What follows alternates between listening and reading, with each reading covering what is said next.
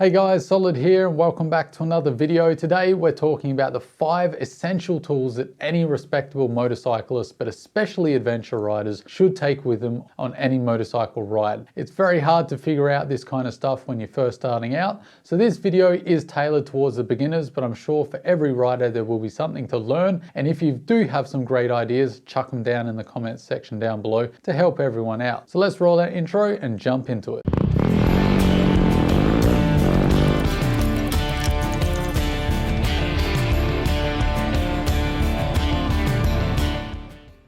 A quick shout out to duct tape, mobile phones and tire plug and tire patch kits, and many other items that I had to scratch off the list because I don't think they're quite as essential as the items that I've put on this list. Remember, I'm talking about the 5 most essential items. I've also assumed that you've at least got yourself a helmet and some necessary protective gear for riding the motorcycles. The first for me, if I'm going on any ride, whether I'm going down to the cafe or going on a multi-day off-road trip, is a multi-tool.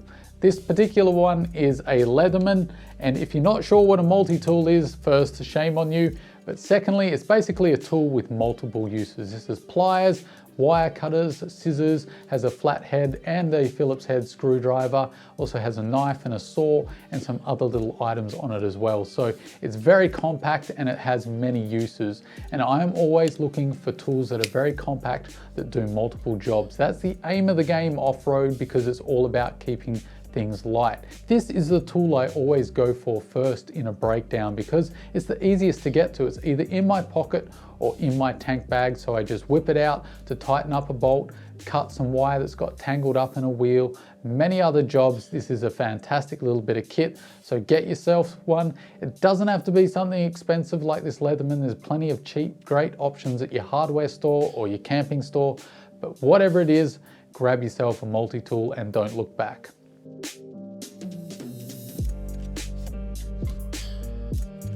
The next one on the list is the mighty cable tie or zip locks or zip ties, whatever you want to call them. These fantastic little pieces that you can interlock and fix things to your motorcycles.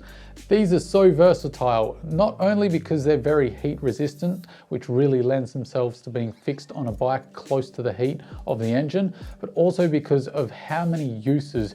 You would be surprised how many things these little buggers can be used for. I've seen guys who have zip tied their tie levers to the bike to not only save room in their pack, but keep things out of the way, but it also keeps zip ties close to the bike if they need it, and they've got their tire levers tied to the bike in a nice tucked away spot. Very genius idea, so lots of little things like this. They also tuck away almost anywhere. They'll fit in your pocket, they'll fit in your existing tool bag on your motorcycle under your seat.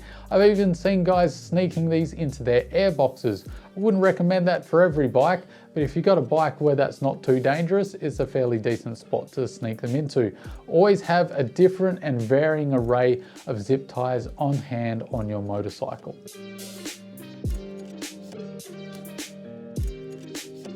The next one is cheating a little bit, and that is having a way of both pumping up and letting down or setting your tire pressures to a specific pressure. Now you can do this multiple ways. You can do it with an electric pump or you can do it with a little hand pump.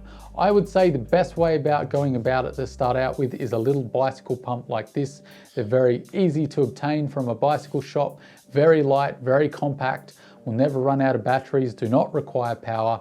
They just require a little bit of elbow grease. So these things are fantastic. Tire pressures are very important when riding a bike, especially when you're doing different terrains. Riding on the road pressures are very different to the pressures you need to ride off-road. And riding off-road, there are varying degrees of terrains that require varying degrees of pressures. So having a way of going between those pressures is very important. So being able to pump up the pressures or set the pressures lower is very important. So the next one is a first aid kit. I'm always surprised at how little people carry these with them on their person when they're riding a motorcycle. Now, of course, they don't need to be this big if you're just riding down to the shops to get some milk on a Sunday. But of course, it does help to have a little something tucked away, maybe some band-aids, a little tiny bandage and a few painkillers. That's what I generally keep in my riding jackets for my road bikes. But this is for my off-road ride days, and for my big adventures, I have a kit a little bit bigger than this. Again, it really is tailored to the scenario, so think about the kind of riding you're doing, the kind of health problems you have, and also think about your mates as well and what you can put in there to help them out in a tight spot. So always take a first aid kit on you, whether it's a couple of band-aids and painkillers, or whether it's the kitchen sink. I don't really care, just take some way of patching yourself up if everything goes wrong.